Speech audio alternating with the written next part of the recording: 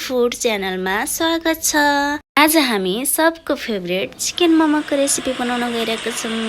ल अब स्टार्ट गरौँ है त।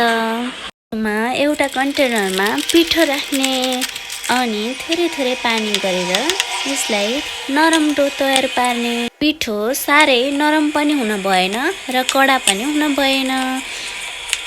यसमा थोरै पानी एड गर्दै राम्रोसँग डो तयार गर्नुपर्ने हुन्छ।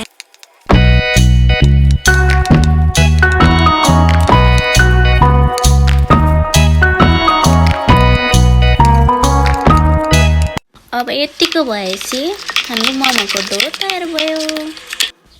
ल अब आउनुहोस् मोमोको किमा रेडी पारौँ। मैले घरमै एउटा चपरमा चप गरेर सबै मोमोको किमा रेडी पारे अनि त्यसमा सबै मसलाहरू एड गर्दैछु। हजुरहरू पनि यसरी एक मोमो मसला, जिरा मसला, नुन, धुलो खुर्सानी सबै एड गर्न सक्नुहुन्छ।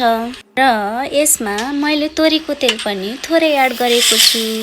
यसले झन् मिठो स्वाद लिएर आउँछ। अब यसलाई राम्रोसँग मिक्स गरेर छोपेर राख्नुहोला। अब पिठोको काम गरौँ है त।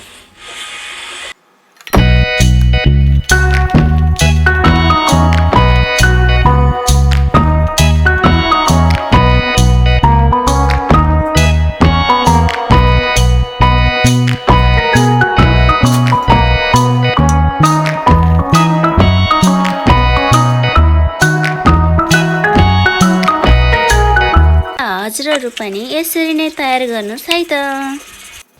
अब रोटीलाई लिनुहोस् र थोरै किमा राखेर यसरी नै र्याप गरेर डल्लो पार्नु होला। हेर्नुहोस् त कति राम्रो देखिरहेको छ।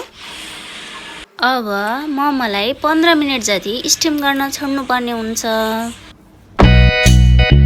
हेर्नुहोस् त हाम्रो मोमो कस्तो राम्रोसँग स्टिम भएर रेडी भयो।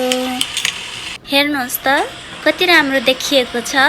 अब मैले खाना रेडी गरिसकेँ। हजुरहरू पनि यसरी नै घरमा बनाएर खानुहोला। Thank you for watching this video.